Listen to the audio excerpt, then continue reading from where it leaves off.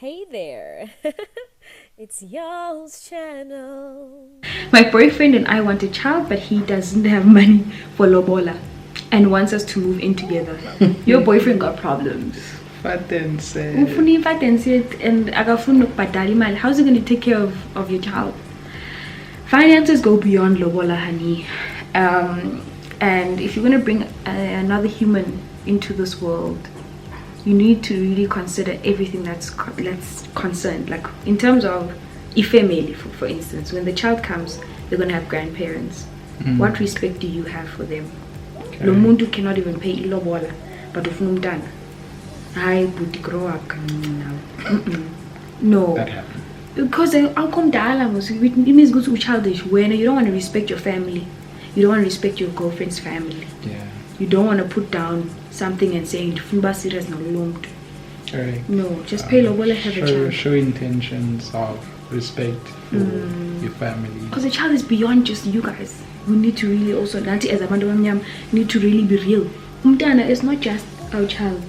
I mean, look at how much pride both our kids and grandmothers take on, this is my grandchild, you know. But yeah, it's theirs, and we try to do it the right way. I'm not saying if you have a child with your boyfriend you damned or you judged, but if you are planning, rather plan right with respect. Correct. To both families. Okay, baby, some drama. The baby mama is too involved in the family, but he keeps saying it's platonic. Am I right to be unaccepting or unfair? I'll let you go first on this one. Baby mama is technically part of the family because baby is very much part of your husband's family, or your partner's family. So already grandchild. Yeah, so, you know, like the whole grandmother and grandchild situation, that bond is quite difficult to break. Coming from an ex-baby mama perspective, it's hard for her not to be too involved, especially if the grandmother, your husband or your partner's mother, loves this girl, you know. It's a difficult one, but too involved in the family, I hope you mean in the context of them being involved in the extended family. So the child's, you know, the child's aunts, the child's in other words, your partner's sisters, your partner's parents, family gatherings and that kind of thing. Unless if you guys are already a family too and you mean like involved in your family, because that's a different story. Yeah, no, it's when it's involved in immediate family, whereas it's you and your boyfriend and the child, it's a bit tough because now there's obviously boundaries that need to be set. I mean, those are things that I think when getting into a relationship with someone that's got a child, whether you find out while you're in the relationship or you find out before you guys actually start, this is something that you need to be able to accept and live with. Accept and know that there's definitely going to be challenges that come with it, and once you're in there, such things you need to be able to mitigate. But it's just one of those situations that you need to be able to say, okay, these are the boundaries, and make sure that I think both parties, both your boyfriend and baby mama, kind of understand, and then take it from there. Otherwise, all the best. It's drama that you've got to accept the fact that if he says it's platonic, then it probably is platonic. I'm not going to say trust him, don't trust him. That's another conversation. But I don't think it's unfair. Like your question is, am I right to be unaccepting, or is it unfair? I think it's a little unfair for you to not expect baby mama to be involved because baby is part of the family. Can't say that you not going to accept it, because I mean, once you're in a relationship, you've automatically accepted it. How to handle it: speak to your partner and make sure that they understand that they need to protect you when it's necessary. Correct. I mean, you need to protect your heart at all times. Correct. Did you and hubby plan for baby Fez, or was he a surprise? He was a complete surprise. Surprise. Have you ever been in a long distance relationship? Yes, we were in a long distance relationship. If so, how do you keep things spicy? So for us, spicy, there was no spiciness in the bedroom because we weren't engaging. When we were dating, we weren't sexual or anything. No spicy guys. No, but we kept things fun by always doing things when we saw each other. So camping together, camping with friends, going out a lot, exploring a lot of like different places. So if I came to Joburg, for instance, there's not much to explore here, but anyway, we would go to Harties. What you mean? You explored here than you ever explored in Cape Town. I did. But there's not much to do in Joburg, let's be honest. Please. There's no beach here. There's lots to do. There's lots to do. But yeah, we did things. Like we would try to literally like get involved, get people involved. Obviously we had a lot of friends here. Well, his friends became my friends, and I also had some friends. So we really tried to be active as much as we could, and also to be outside, because the moment you are indoors too much as well, you don't want things to get spicy if you're trying to hold on. Things are gonna get spicy. You know what I'm saying? So you know what we're saying. Yeah. Is it weird? Is it a weird thing for a lady not to know how to flirt? I don't think it's weird, but it's different. I'd say you're one of the very few people, because a lot of girls sort of learn how to flirt automatically. Like I think I think when I was younger I was quite a flirt. Was I? I don't know. I flirted with you. I tried. I don't know. Wow, but there is a video. He's gonna mize me just like that. There is a video though. If your lover wants to engage in sex before marriage, should I leave them? I think the answer is not about whether you stay or go. I think it should have been something that should have been established from the beginning. Sex is something that is obviously a big deal in a relationship. Yeah. And it's something that you need to decide from the get-go. Is this something you want to engage in or not? And if somebody springs it up on you like in the middle of the relationship, my question to you is, why didn't you address this, from the get-go? Like you get what I'm saying? Yeah, intentions need to be clear from one side. From the get-go. Yeah. How do you keep your independence in a relationship? How do you not lose yourself in it? What independence? You just keep focused on doing you, even while you're still doing your relationship. So I know we get caught up in spending time together, spending time with family, spending time with, it's an us thing, but this we thing is still very much a thing between two individuals. So you need to still keep your individuality in that, and in that way you sort of hold on to your independence. You get what I'm saying? With you. Yeah, but there still needs to be leeway. Would you don't be too independent now and say, "Mina, I'm gonna do my own thing and I don't have to tell you about it." I'll remind you that when you want to do your own thing. Say, hey, I'm very independent. I'm very watch your video. Yeah, I'm very independent, but Take your own advice. Nzima, this question, man. How do you know that your person is the one? You realize he's that person that you just can't live without. Everything just makes sense when you with them. Oh, that's so sweet, baby. I hope that your brother is here. Oh yeah, okay. Can you date a broke brother? I suppose that's what this question is about. Can you date a broke sister? Yeah, men date broke sisters all the time. We call them gold diggers sometimes. They are minors in their profession. I think yes, you can be in a relationship with somebody who doesn't have money. I think the key question is not a chance. We are done about broke. Not a chance. First Does of all, that answer the question? If you sees and knows that you're broke, there's no ways they're gonna even go for you. No, don't be that guy. No, there's without a doubt, there's no ways. They will rather, no matter how good looking you are, they look at the other guy who's uglier than you are, but paying the bill. but he's got the cash, he's got the car, he's not walking. So please, that's not gonna happen. Okay, no, but baby, on a serious note, if we're dating and you don't have employment anymore, yeah, I can understand if we're already dating. Oh, but before. But if it's something going to be before, let's be realistic. But it's not gonna happen. No, this feels as though you're already in the relationship. Yes, you can make it work. Make sure that he's actively looking, because the reality is we need to eat. You need also to plan ahead with like the future. And when you're going out with people, you don't also want to be the one always coughing out money and paying. So that's a little embarrassing. Yeah. Hopefully he is very determined to get a new job. Hopefully he's going for interviews.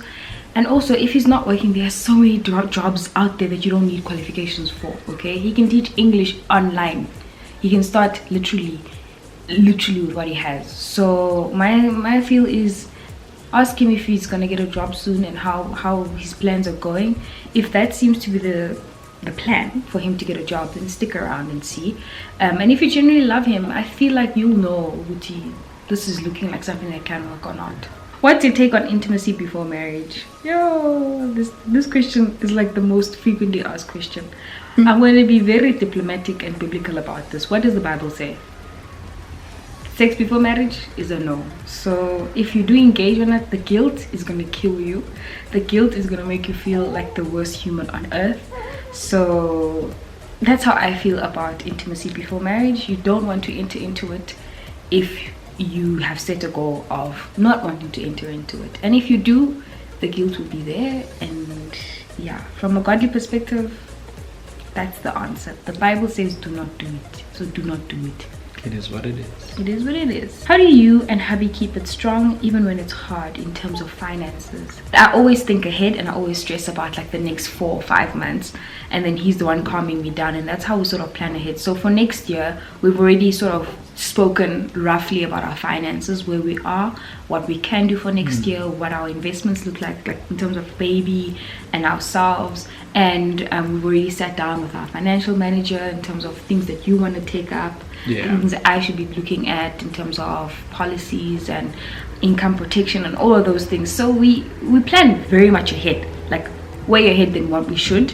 Have we had hard times? No, but when we see that the balance is going lower and lower in the bank, in middle of the month or close to middle of the month, we're like, okay, let's try and limit going out, let's try and limit certain things. But yeah, we haven't really had the hardest times, and thank God for that. We're really, really grateful for that. How do you know he's the one from a Christian perspective?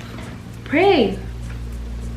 Really, really pray about it and have confirmation in your heart. You just know in your heart when, I mean, I know I prayed about my relationship with him from the time when I was in high school, when we did meet and then we broke up, and we were both like, are we ever going to get back together? We know it didn't fall out of love, but Lord, is this person the one? And then when we were in relationships, we both felt like we were comparing everyone to ourselves. Should you be worried if your partner has female friends that are too close to him? Honey, of course ask not. to meet them. Invite them to Bryce. Spend time with them and see for yourself. That's my answer. Okay. That's how I did it. we'll leave it to that. I'm struggling to be intimate with Hubs post-baby. Any practical ideas to help a girl out? Practical idea is to schedule when things need to happen. I think for us personally, we schedule. Yeah, the people who would schedule. Don't judge. No, it's advice. No, I saw this. I actually saw it on Olwethu's. I saw it on Olwethu's Instagram story that they actually schedule their time. They've got 3 kids, and these are things that you need to talk about. At least, even if it's not scheduling the day, just say 3 times a week. No. Now it's as if it's work. That something babe, needs to be scheduled. It needs to be. If you're struggling to be intimate, no, not all the time. Not if you're struggling. Yeah. No. Okay. Let's just say that it should be something that if you're struggling, let's sit down. Let's talk about it. But what do you talk about? About scheduling it. Why aren't we? Then you can understand what seems to be the problem in getting intimate. You understand? You with me? In this case, it's the baby. Before you get on about being okay, let's get on a schedule. What if you get in a schedule and somebody does not react, and then what happens? You know, because I mean, we're not talking about switching on the button and off. Technically, you know. So you need to fully understand the core of the problem. The core, what's causing it, what seems to be the problem, why aren't we intimate after baby, you know, and then understand, okay, if that's how somebody's feeling, then surely okay, fine. Let's now attend to that issue. You understand? Because I mean, for me, if we're just gonna say, no, let's get on the schedule, but we don't know what the problem is. What the problem is from the get-go. So understanding what the problem is, and then from there working and saying, okay, this is what we're going to do to try and solve it. Then we can curb this in doing A, B, and C. Then it makes sense. Because I mean, now you're just going to get on a schedule. From the schedule, if that doesn't work, what then happens?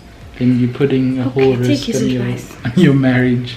Sit down and talk about it. Just sit down and have a good chat. I mean, because I mean, you husband and wife, I mean, talking about intimacy shouldn't be something that's too odd. Yeah. Okay, cool. What has been the biggest change since baby came? Time. Time is not ours anymore. Yeah. Belongs to him. Yeah, he decides to join us in a Q&A or not, to either have a successful Q&A or not. Yesterday, example, epic fail. Epic. We tried to film a couple of times, more than twice. Yeah. In the morning first, then afternoon, and it didn't work out. It didn't work out at all. Anything else that's changed? Sleep. Oh, of course. Sleep is obviously compromised. Majorly. Yeah. But yeah, can't it's think of just anything one else. Of those things that we it's a good compromise. It feels amazing. Not all the time, but most of the time, like, you know, it's worth it, right, babe? Oh, and our showers. Yeah, the showers. Yeah, we used to shower together most of the time, all the time. But yeah, one now needs to shower alone. It's quite lonely. Baby out. All is well. But yeah. If you're in a long distance relationship but you don't want to move where your partner is, how do you tell them? People have problems with communication. Yeah. Just tell them. They'll need to speak, man. Just say it. How to deal with exes that keep trying to come back. I think if your ex is trying to come back, you know the reason why y'all broke up. If he's not worth taking back, don't take him back. But if he's like him, you know, very special in your heart, and you hold him dear, you still very much honor him and respect him, you still think about him at times, you still pray about him, take him back, honey. Take him back. Yeah, but what I will add to that is just if you're in a relationship with somebody, you, as I've always say, you need to guard that person's heart, and you shouldn't be doing anything that's gonna jeopardize that relationship with that person. Because if you're in a relationship with somebody, surely then you should let them know where your heart is.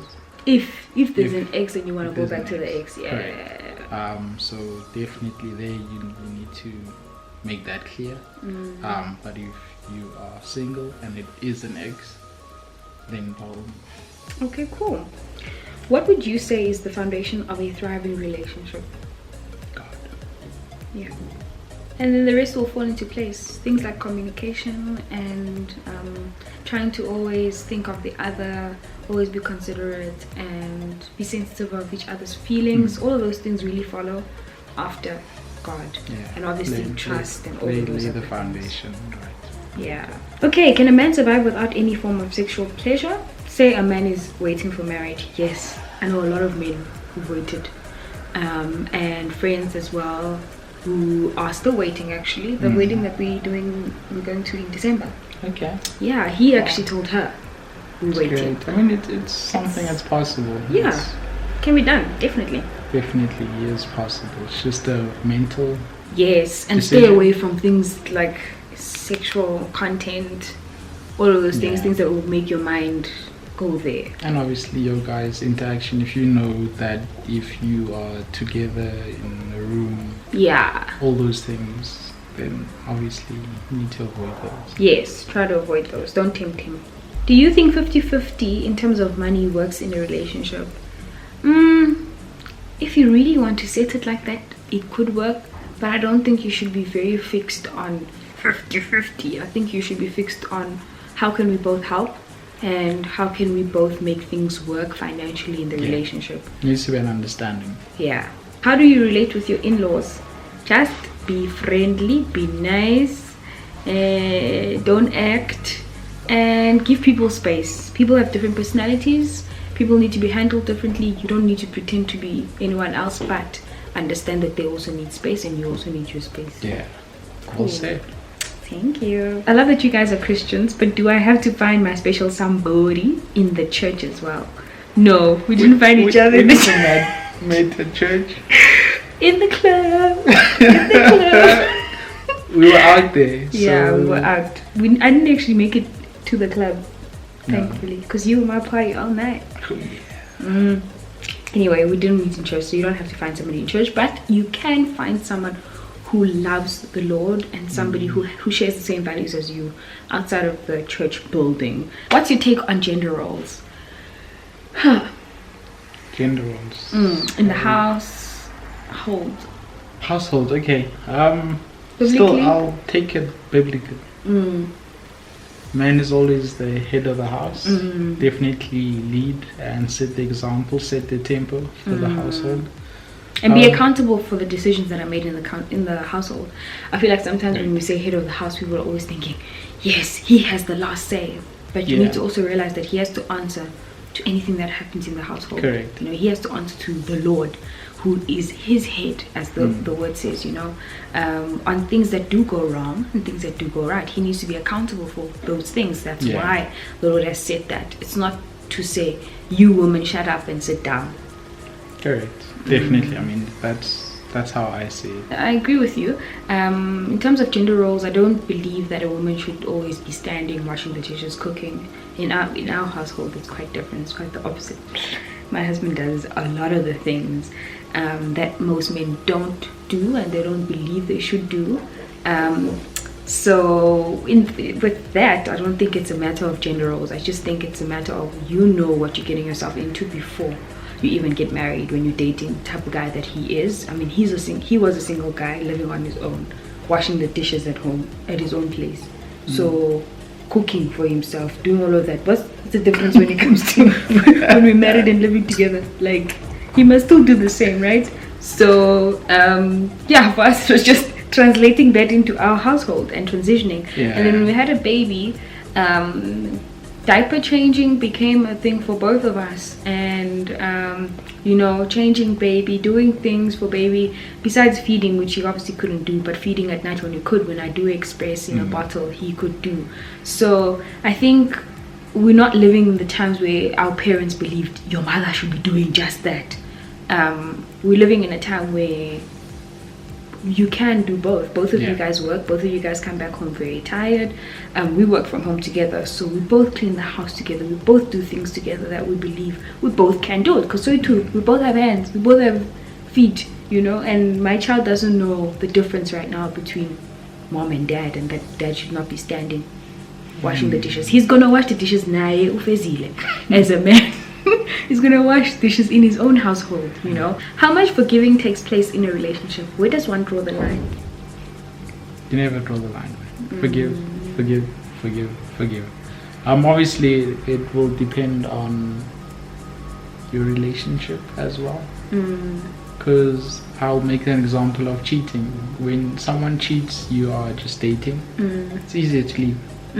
But you still forgive. Correct. Someone cheats in a marriage, it's not just one of those things that you can pick just up and leave. Or just say, okay, we're getting a divorce. Yes, divorces happen a lot, but it's not just saying, okay, up and leaving that easy. So one forgive. What's your take? I think forgiveness should not stop. Forgiveness, like you said yesterday in yesterday's Q&A when we answered this question, forgiveness should not stop. Forgiveness sets you free. Forgiveness gives you peace. You, the forgiver. If you're holding on to that, that's going to hold you back on so many other things that are unnecessary. Okay. So forgive, whether or not you are going to leave the relationship, forgive. Because regardless of what they've done, forgiveness is actually for you. Just as we ask the Lord to forgive us, you know, to forgive our sins, so should we. On a very high note, thank you so much for all your questions. I hope you guys did enjoy this Q&A. I love you guys so much. Give this video a massive thumbs up. Tell us what you guys think of our opinions. It's all just opinions, by the way. This is what we think. Don't judge us. And of course, don't forget to subscribe if you haven't already. Love you guys so much. Bye.